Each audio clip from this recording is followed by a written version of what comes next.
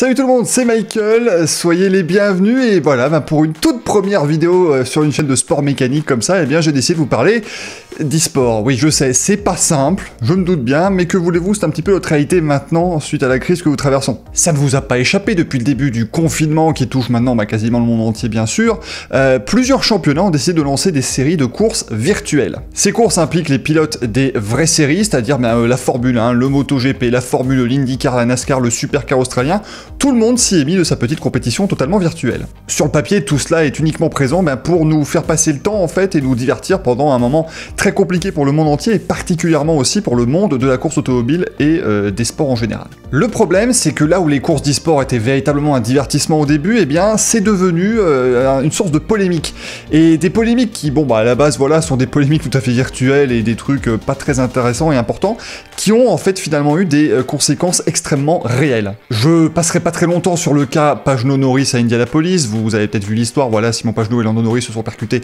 Y a-t-il eu, voilà, aspect volontaire ou pas, ça a été une longue histoire, mais elle n'a pas vraiment eu d'incidence sur la carrière du pilote français. Ce qu'on a surtout vu en fait dans ce cas précis, bien c'est simplement les fans de Lando Norris, voilà, qui sont allés harceler Simon Pagenaud, vainqueur en titre, on le rappelle, des 500 miles d'Indianapolis, champion IndyCar, pilote quand même assez réputé, on va le dire, et voilà, ils sont allés le harceler comme si c'était un vulgaire, même pas sim racer, parce que ce serait manquer de respect au sim racer, mais voilà, quelqu'un de pas très important ou de pas très intéressant, alors que évidemment ils n'ont que 14 ans et ils ne jurent que par Lando Norris, roi des mèmes, donc ça, je mettrai ça de côté. Il y a vraiment deux exemples que j'aimerais regarder d'un petit peu plus près dans cette vidéo qui ont eux conclu à des pertes de volant pour les pilotes concernés dans la réalité, pas uniquement en virtuel. D'un côté vous avez Kyle Larson, jeune pilote de NASCAR qui a perdu son volant au sein de l'équipe Chip Ganassi Racing pendant donc justement le confinement, mais lui c'est pas parce qu'il a fait quelque chose de mal en piste, c'est simplement parce qu'il s'est mal comporté puisqu'il a utilisé le N-word, qui est quand même complètement proscrit aux États-Unis, on est bien d'accord. Le tout était diffusé en direct sur Twitch, sur le Twitch de différents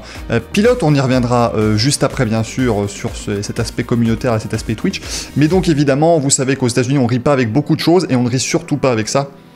Donc la sanction est plutôt logique, si on est tout à fait honnête, voilà, c'est pas très surprenant de le voir suspendu d'abord par la NASCAR, par ses sponsors, par son équipe, et puis tout simplement viré, même s'il continue en sprint car, ces courses pour monoplace, des voitures avec des roues ouvertes qui se déroulent sur des ovales de terre. Il continue de rouler, il s'est même déjà imposé depuis la reprise de ses courses. Les pilotes ont quand même des obligations vis-à-vis de leurs sponsors, vis-à-vis de leurs fans, vis-à-vis de leurs équipes, et ils doivent être absolument irréprochables dès lors qu'ils prennent la parole en public. On peut se dire, voilà, est-ce que Twitch est véritablement public? Oui, ça l'est très clairement, il était certes sur un serveur Discord avec tout le monde, mais il a parlé sans le faire exprès, mais il a quand même parlé sur le Discord général de tout le monde, dans le chat vocal d'iRacing, et donc ça a été entendu sur tous les Twitch, et donc à partir de ce moment-là, ça devient tout à fait public, bien sûr. Ce qu'il a fait était complètement stupide, ça lui a peut-être coûté sa carrière en NASCAR en tout cas, mais en soi, c'est pas choquant. En tout cas, la sanction n'est pas choquante. Les propos le sont, ça je ne le répéterai jamais assez. Par contre, si on regarde la situation d'un certain Daniel Abt, là c'est différent.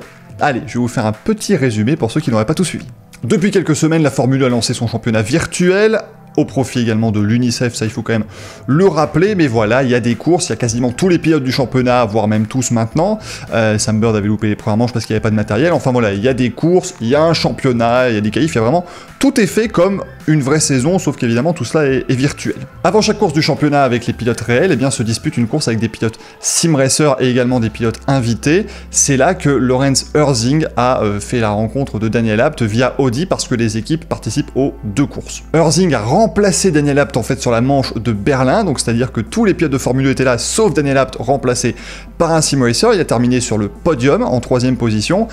Et malheureusement, bien tout cela s'est su, et ce qui a fait que Daniel Abt a dû, lui, payer 10 000 € d'amende via un don à une association, et Lorenz Herzing a tout simplement été banni des championnats de la Formule 1. Sauf que ça ne s'est pas arrêté là, puisque Daniel Abt a d'abord été suspendu par son équipe Audi, avant d'être tout simplement viré, il ne reviendra pas piloter pour l'équipe en Formule 1. Le pilote allemand a donc tout de suite été dépeint comme un tricheur, quelqu'un véritablement, voilà, qui n'est pas de quelqu'un de confiance, et il a, je vous le rappelle, perdu son emploi parce qu'il a fauté ou fraudé, dirons-nous, sur une course totalement virtuelle. Il s'est expliqué dans une vidéo YouTube longue de 15 minutes, en fait ce qu'il voulait faire à la base c'était plus une petite blague, c'est-à-dire donner aussi la chance à Urzing de se mesurer au véritable pilote de la Formule E, et le faire sans que tout le monde le sache un petit peu, en donnant quelques petits tips par-ci par-là, en disant « Ah, peut-être que je serai sur le podium cette fois-ci et tout », mais voilà, il n'y avait rien de méchant, c'était simplement pour une petite blague qui allait être documentée et publiée ensuite en vidéo.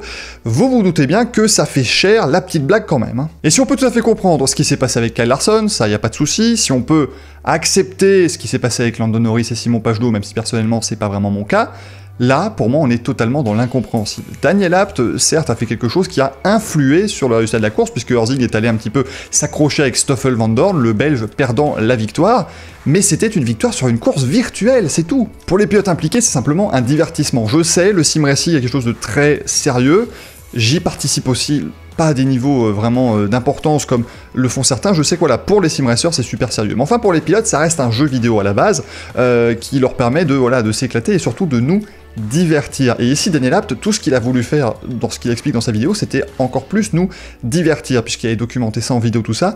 Méritait-il vraiment de perdre son volant pour simplement vouloir divertir les fans de Formule 1 ? Pas mal de pilotes ont réagi en apportant leur soutien aux pilotes allemands, mais surtout il y en a beaucoup, je pense notamment à Antonio Félix da Costa, qui eux ont réagi de manière un petit peu plus violente, on va dire, sur les réseaux sociaux, en indiquant que c'était terminé, ils ne streameraient plus leur course, Twitch c'est terminé, et ça va quand même donner un coup d'arrêt au développement du sim racing qu'on a connu ces 2 derniers mois. Car si chaque course est diffusée sur les plateformes de la Formule E, et c'est pareil pour tous les autres championnats, la Formule 1 diffuse ses championnats, le MotoGP et ainsi de suite, ce qui marche très bien aussi et surtout, eh bien ce sont les streams Twitch des pilotes eux-mêmes. Ils sont beaucoup plus regardés que les diffusions officielles. Pourquoi ? Parce que ça permet aussi d'avoir un lien beaucoup plus direct avec le pilote, et je pense par exemple au stream de Charles Leclerc, de Lando Norris sur Twitch, qui fonctionne extraordinairement bien. C'est dommage de voir les pilotes en fait supprimer un lien comme ça assez direct avec leurs fans, simplement parce que les répercussions peuvent être assez violentes dans la vie. Encore une fois, si c'est une erreur de comportement, pour moi il n'y a aucun problème.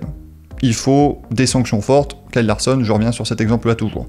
Si c'est une erreur plus en piste virtuelle, est-ce qu'il faut vraiment arriver à ces points-là? Je ne suis pas sûr. En tout cas, on peut être sûr d'une chose, on a vraiment tous pris conscience de ça, je pense, ces derniers mois, on a juste hâte que ça reprenne pour de bon. La NASCAR a repris à 2 semaines, l'IndyCar reprend la semaine prochaine, et on a vraiment hâte d'être au mois de juillet pour retrouver les courses de Formule 1 en vrai. Les courses virtuelles reviendront aux passionnés, et il y a un vrai écosystème autour de tout ça, et quelque chose qu'il faut vraiment soutenir, et c'est vraiment très sympathique. Et les pilotes professionnels viendront en plus faire des petites apparitions, et tout sera très bien.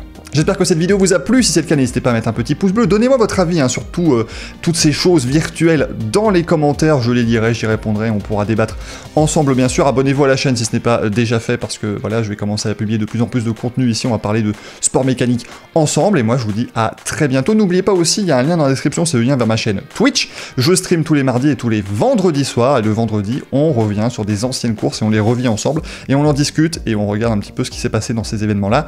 Je vous dis donc à très bientôt, à la prochaine, ciao ciao.